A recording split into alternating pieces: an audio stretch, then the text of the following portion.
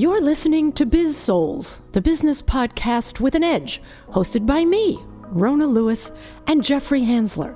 Tune in for perspectives and discoveries about the changing world of business. It's time to connect to the heart, soul, and humor of how business gets done.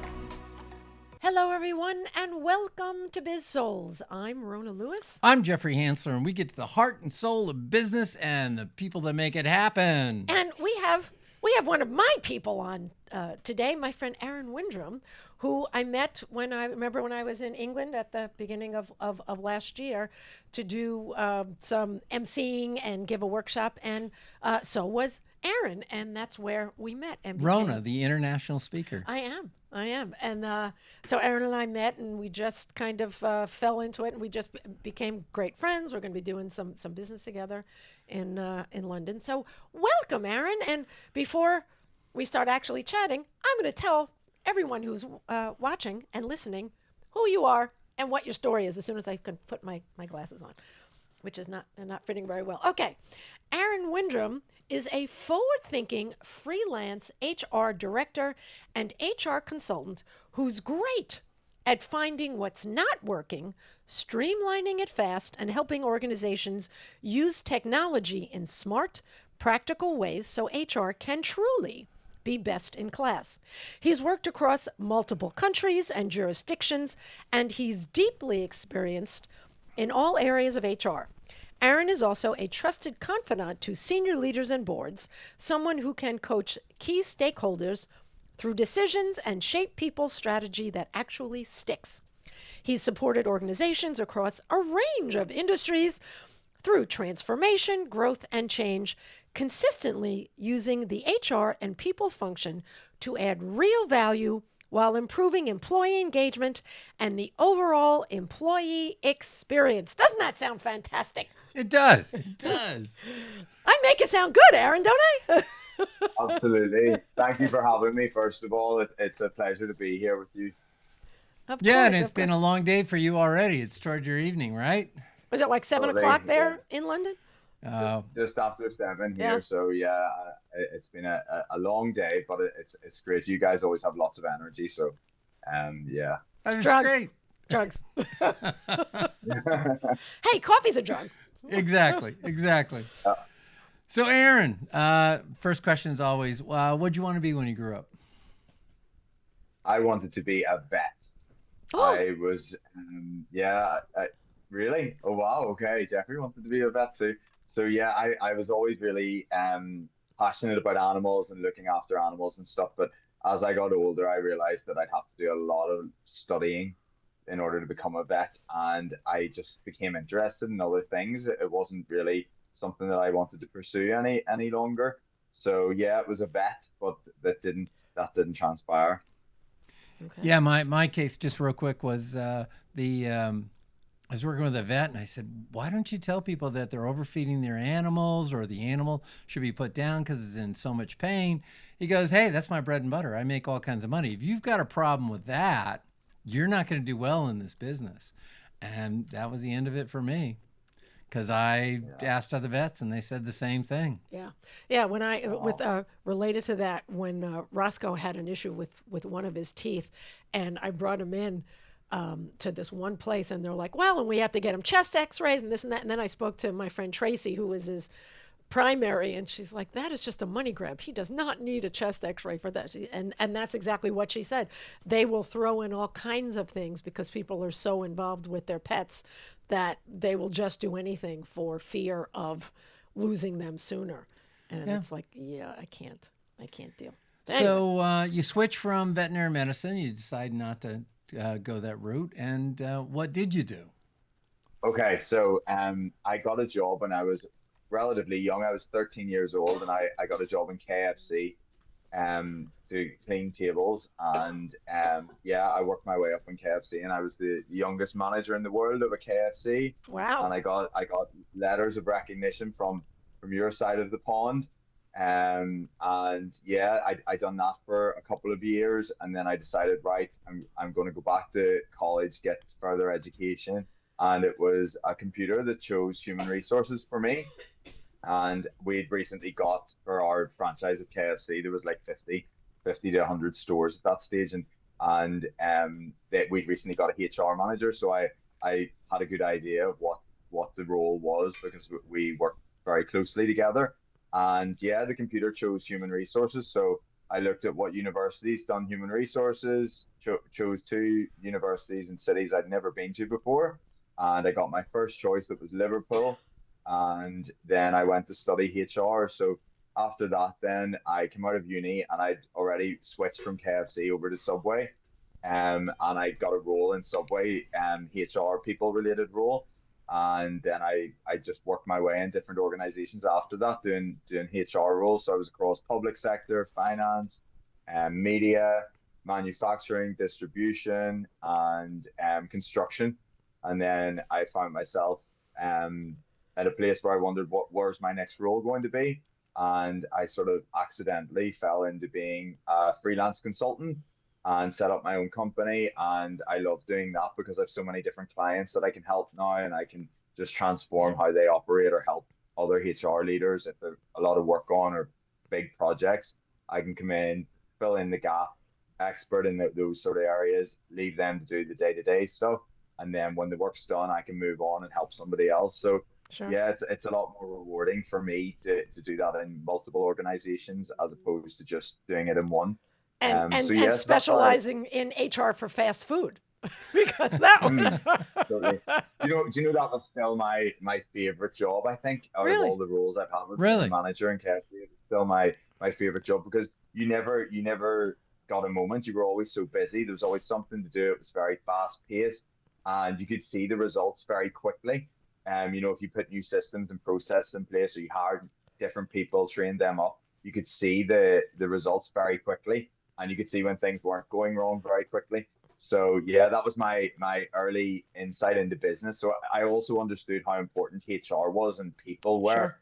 for the Yeah. success of restaurants and profitability and stuff. So yeah, I have a bit of a business head on me too. So yeah, that's what I ended up doing. I went to fast food, and then I came out to do HR. So yeah, interesting story Well, what for I me. heard is a variety of experiences with a variety of different organizations and different industries, which is fabulous Right. because you get a wide view of it. By the way, Totally. just a little cultural thing.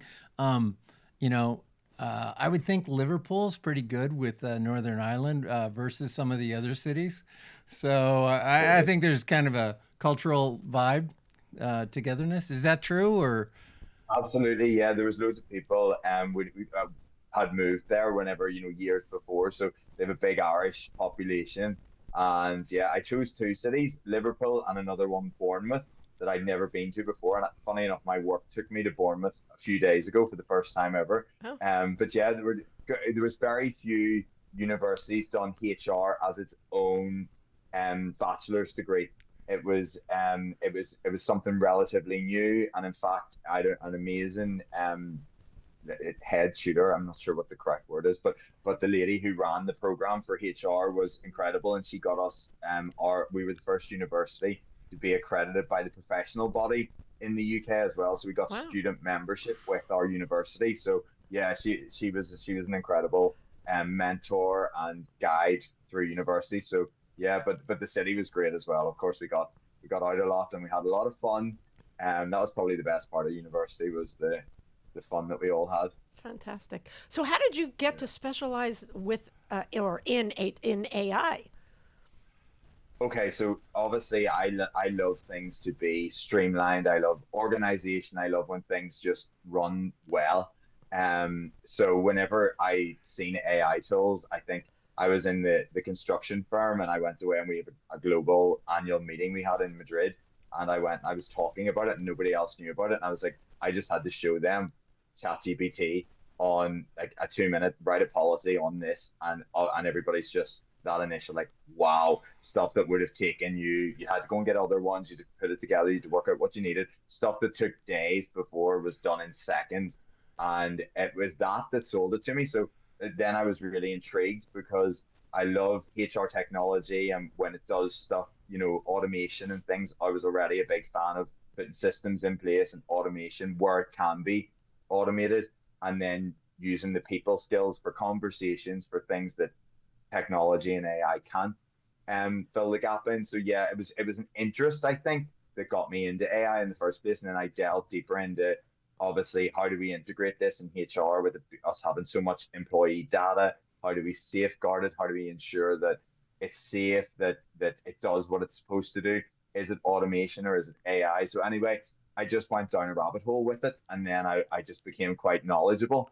And then Sure. there was a lot of organizations needed help with this, and a couple of events I've been speaking at recently about AI and different tools that are available, and just showcasing. HR people are just swamped. We have been from before the pandemic, but the pandemic just like doubled our workload overnight. And I think Sure. everybody thought that things were going to get easier once we got the pandemic over us, and they haven't, because the remit of HR is just so vast now. It covers so many different areas, and AI could potentially be a solution to allow us to automate things that don't require admin tasks and stuff, that can Sure. things that can be automated, and the use of AI to show us statistics.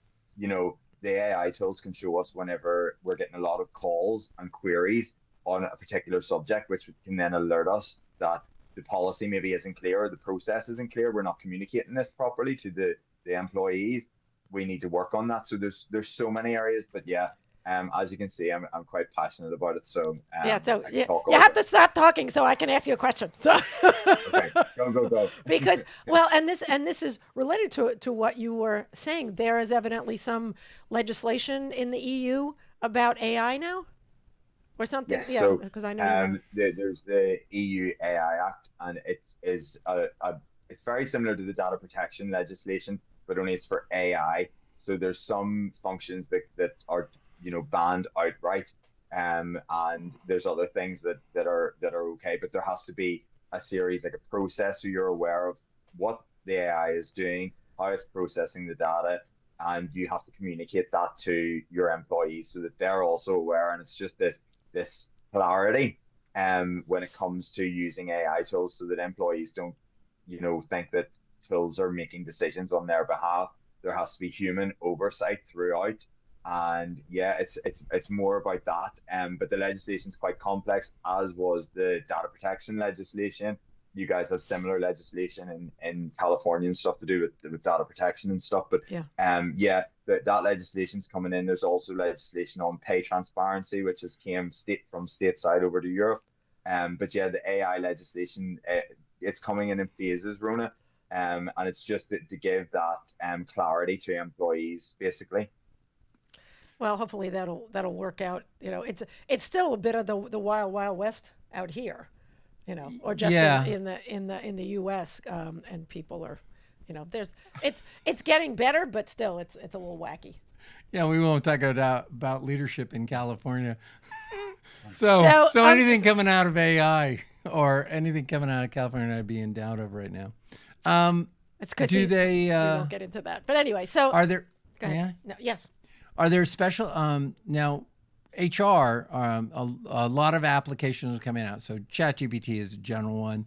You've got Google's Genesis, and so what are the specific ones for HR that seem to be doing a good job? Okay, so yeah, you have your organizational wide one. So a lot of people are bringing in trusted.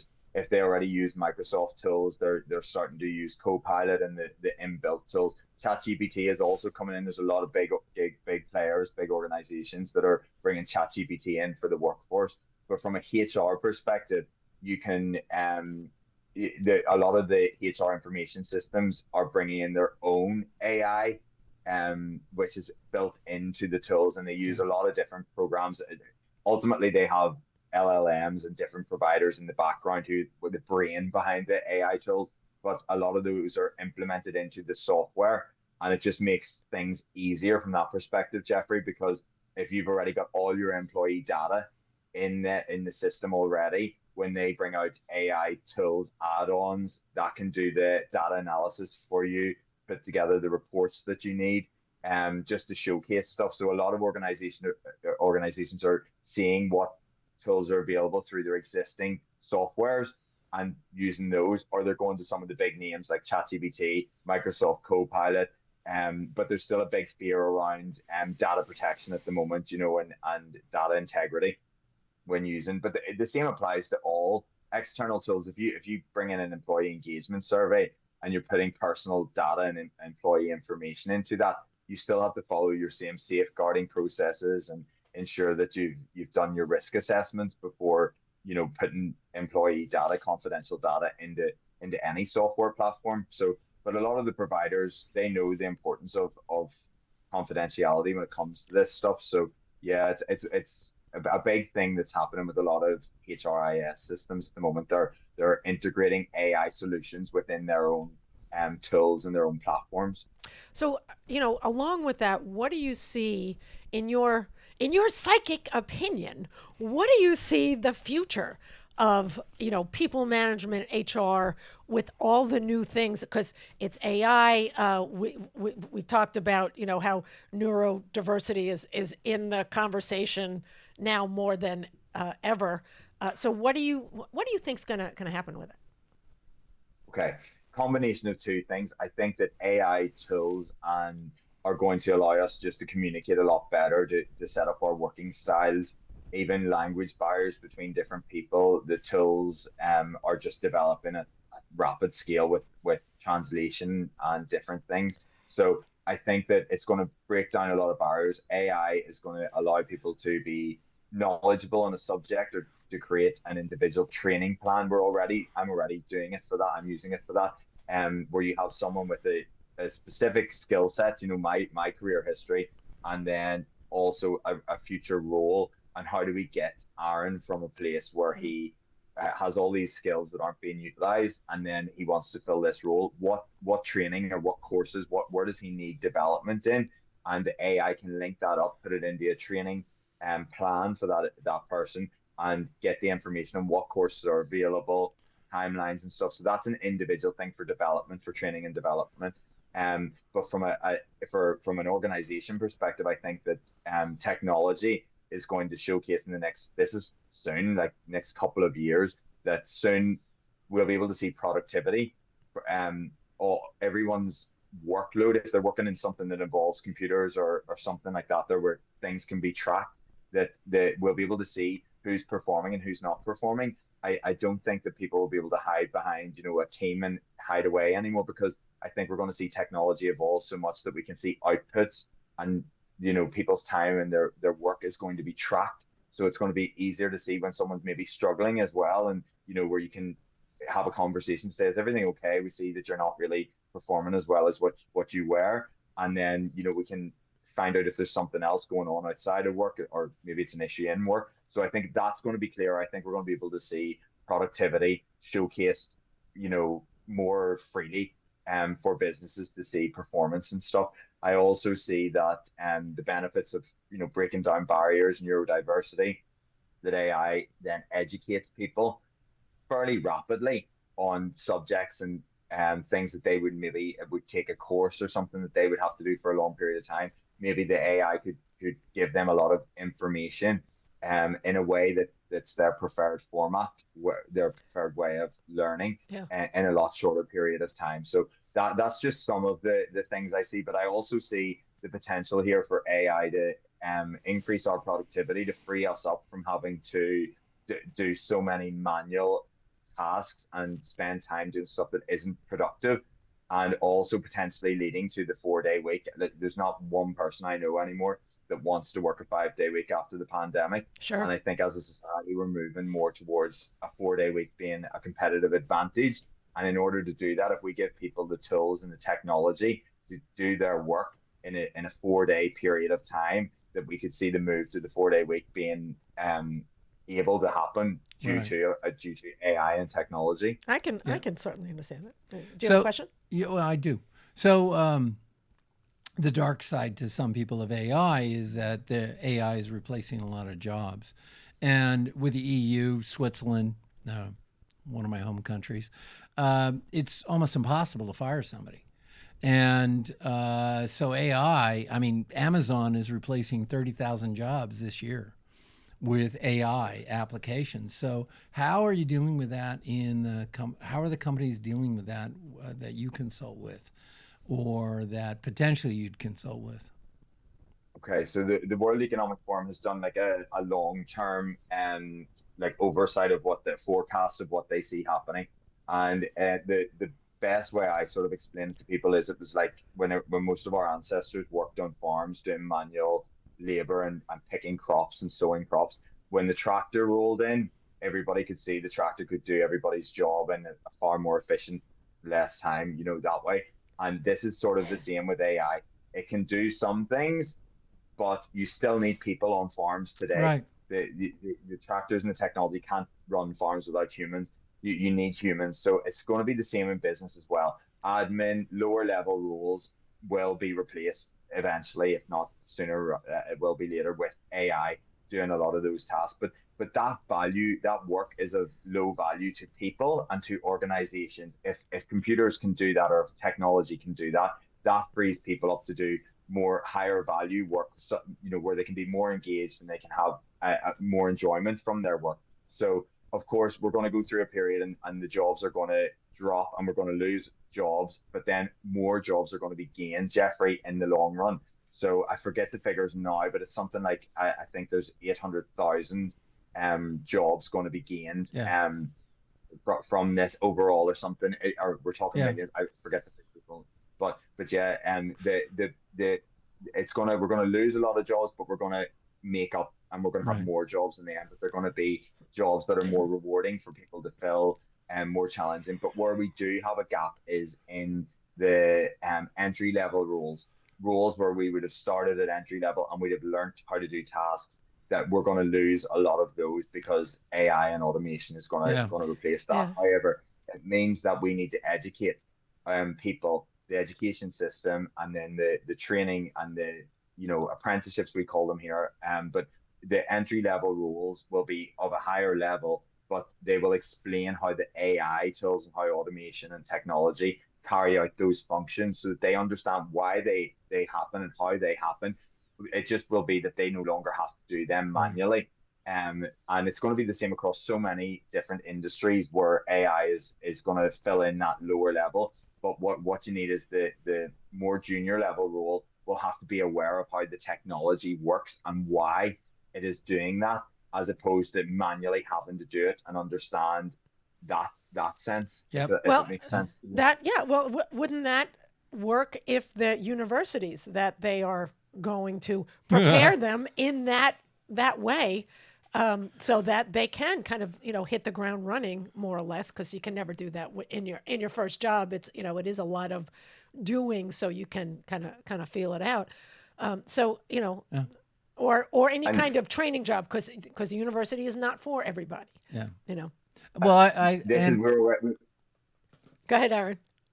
we've already got a gap now, and we Right. have had for the whole time that I've been working, whereby the education system isn't meeting what employers are looking for. Right. So, the kids, I say kids, the younger generations, when I was at school, computers were just coming out, and when they came into school as I was leaving, school.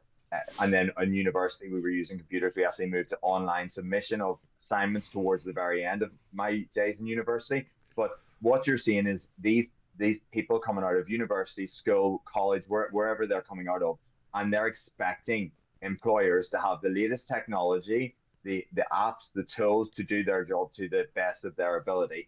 And where we're also seeing a gap, it's not all just on the universities and the education system, it's also on employers who Right. don't have the latest technology. There's still, paper documents, filing cabinets. Like, we've seen how long it took some yeah. organizations to move to email from fax. And we're still, so you're getting a lot of people coming out. And the difference now is everybody has this technology at the tip of their fingertips.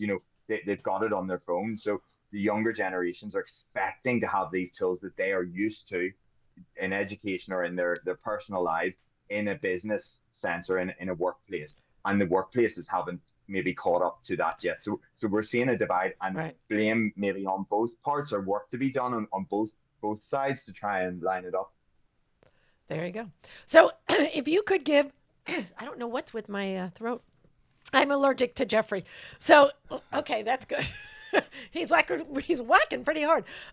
So if you could give a tip to either businesses or, I mean, a tip for business, a tip for people coming in from the HR standpoint. What would it or they be? Okay, it's multiple tips, but the one tip for You got 30 everybody seconds. is Throw it in there. okay. Okay, to familiarize yourself with AI, to understand it a bit better, to realize it's another piece of technology, but it has amazing capabilities. So just to get up to speed to a certain extent, nobody's really an expert in AI unless you're working for one of the big AI companies at the moment, because it's evolving so rapidly. But just to be aware of it, and not to shut it down, not to close it off. Be open-minded to the technology, because it's gonna make a big difference in our world. So Sure. it's better just to get on board with it. You don't have to do anything else, but just learn about it and learn how it works, and what it's capable of. Don't alienate AI. Exactly.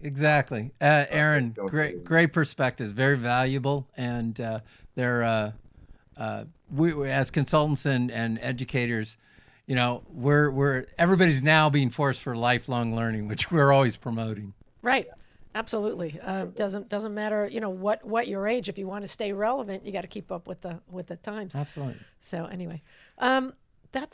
Thank you so much for showing your perspective from HR and AI, because it is still, we're all still getting used to it, and just seeing the benefits of it, I think will make everybody on both sides of the employee and employer much happier and much more productive. And so you are based in London. How can people get in touch with you? They can get in touch via my website. It's www.ahrUki.com. And yeah, that's my website. So people can get in touch that way. There's contact forms. My details are on there: phone number, email address. LinkedIn. Yeah, he's on LinkedIn LinkedIn. as well. Aaron Windrum. Yeah. Very good. And then, and if you're in the London area, he happens to be giving programs there with a fantastic partner who will be in the UK in May, and then again in November. Gee, I wonder who that is. It's me. Yeah, we're delivering a really good corporate workshop to come in and re-energize your employees and take away the fear of AI and change. So Using that play. put me in. Yeah. Using play as well, because Rona is all about play. I'm a little bit more serious, but we together we make a great combination, and we leave with your team will leave more energized and ready to collaborate. Yeah. And more playful as well. I thought being divorced twice was good. Now I'm another ex. That's She's right. got a brand new partner. Sorry. Time to move on to a younger man. Oh my God. All right. What? You were going to say something else obnoxious? No. Just leave it.